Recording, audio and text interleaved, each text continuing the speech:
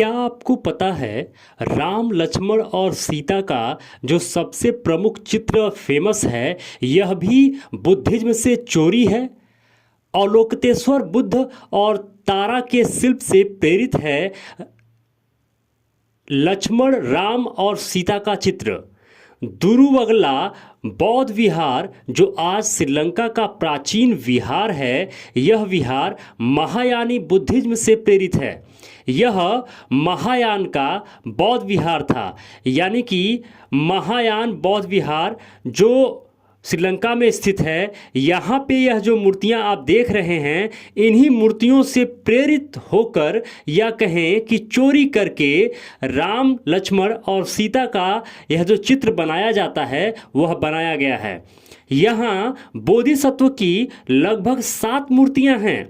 यह मूर्तियाँ 9वीं या 10वीं शताब्दी में लगभग बनाई गई हैं।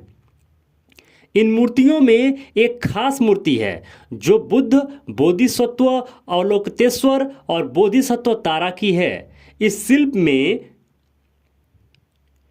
शिल्प के मध्य में बुद्ध खड़े हैं। उनके दाएं बाजू में बोधिसत्व तारा तथा बाएं ओर अवलोकितेश्वर हैं। भारत में ब्राह्मणों द्वारा राम, लक्ष्मण और सीता इन पात्रों को रामायण में रेखांकित किया गया है। इन पात्रों की अनेक चित्र भी आधुनिक काल में बनाई गई।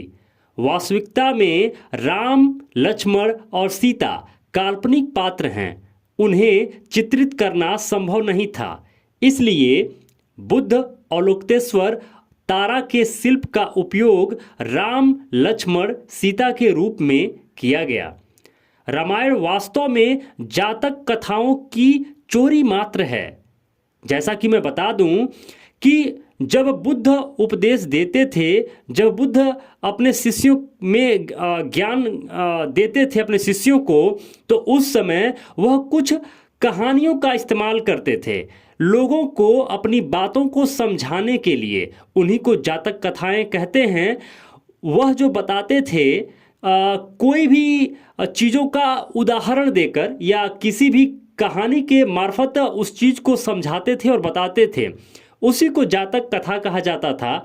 और उन्हीं जातक कथाओं की कहानियों को चोरी करके बाद में हिंदू धर्म में तरह तरह की कहानियाँ, उसमें थोड़ा सा चटनी मसाला और लगाकर बढ़ा दी गई। रामायण का राम वास्तव में जातक कथा के बोधिसत्व से चुराया गया पात्र है और हनुमान यह महाकपि जातक से चुराया हुआ पात्र है। राम भी जातक कथा है और हनुमान महाकपि भी जातक कथा है। आप सोचिए कि कितनी बड़ी धांधली हुई है बौद्ध विरासत के साथ, जबकि जब बौद्ध विरासत थी, जब बुद्ध थे, तब हिंदू धर्म नाम की कोई चीज़ ही नहीं थी, ना ही इस तरह का कोई पाखंडवाद था। बुद्ध की धरोहर और मौर्य वंश के समाप्ति के बाद जो रौंदने का काम हुआ, जो बौद्ध विरासत को रूपांतरित और परिवर्तित करने का काम हुआ, उसे बदलने का काम हुआ, उसे हड़पने का काम हुआ, इन सारी गतिविधियों को आप भली भांत समझ पाएंगे जब आप इस चैनल पे लगे हुए अन्य वीडियोज को देखेंगे। अन्य वीडियोज में बताया गया है कि कब कब किस समय बुद्धिज्म को रौंदा गया और किन किन देवी देवताओं का कब कब निर्माण हुआ। इसके लिए चैनल पे लगे हुए अन्य वीडियोज को आप जरूर देखिए। बौद्ध प्रतीकों को चुराकर ब्राह्मणवाद को मजबूत किया गया। देवी देवताओं की संकल्पना महायान बौद्ध धर्म का देन है। जो बौद्ध धर्म का शाखा था महायान, उसी का देन है। सम्राट अशोक ने बुद्ध पद, धम्म चक्र, बोधि वृक्ष जैसे बौद्ध प्रतीकों की पूजा शुरू कर दी थी, जो बाद में बुद्ध और बोधिसत्वों की मूर्ति पूजा में तब्दील हुई थी। बोधिसत्व अवलोकितेश्वर, बोधिसत्व पद्मपाणि, बोधिसत्व मंजूश्री, बोधिसत्व तारा, बोधिसत्व अपराजिता जैसे बोधिसत्व महायान में विकसित हुए। जातक कथाओं में इन बोधिसत्वों को राम, कृष्ण, शिव जैसे अलग अलग नाम देकर धम्म को समाज में प्रसारित करने का काम भिक्षुओं ने किया था। जातक कथाएं समझने में आसान होने के कारण लोग बहुत आसानी से धम्म को समझ पाते थे। बुद्ध धम्म में यह कहानियां थीं कि किसी को समझाने के लिए, किसी को बताने के लिए एक उदाहरण था। उसी उदाहरणों को चोरी कर करके पूरा हिंदू धर्म बन गया। धीरे धीरे मौर्योत्तर समाज में जातक कथाओं के बोधिसत्व भी स्थापित होने लगे।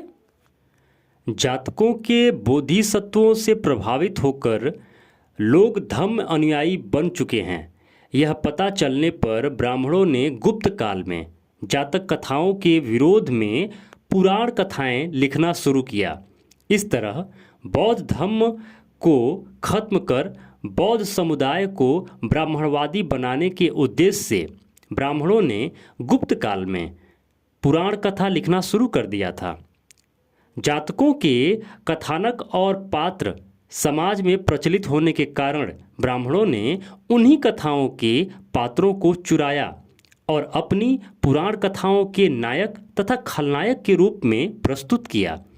शिवी जातक का बोधिसत्व शिवी पुराण का शिव देवता बनाया गया।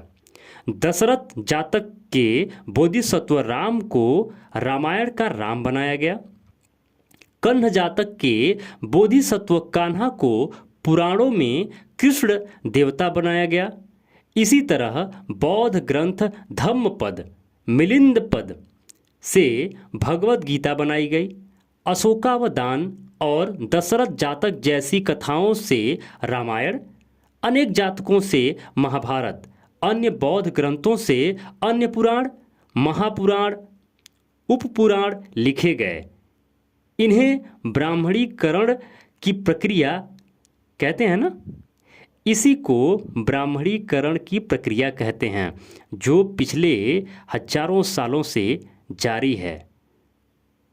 9वीं 10वीं शताब्दी के बाद तो कंटिन्यू ये जारी ही है और आज भी जारी है, निरंतर जारी है। अगर बौद्ध और बुद्ध धर्म को मानने वाले लोग नहीं जगे अपनी विरासत को बचाने के लिए, तो अब तक जो बचा था वो तो शेष मात्र बचा था। लेकिन अब जिस तरीके से बुद्ध धर्म की बची हुई निशानियों को भी समाप्त करने की साजिश चल रही है, अगर बौद्ध अभी भी नहीं जगे तो शायद भविष्य में बचाने के लिए कुछ बचेगा भी नहीं। और अगर आप अभी तक इस चैनल को सब्सक्राइब नहीं किए हैं तो अभी के अभी सब्सक्राइब कर लीजिए। और प्लीज़, इतना रिस्क लेकर, इतना मेहनत से अगर हम वीडियो बनाते हैं तो कम से कम हमारी मेहनत सफल तब होगी जब सभी बौद्ध मित्रों तक यह वीडियोज पहुंचेंगे और लोग समझ पाएंगे कि एक्चुअल में भारत का सही इतिहास क्या है। तो क्या आप इतना भी नहीं कर सकते?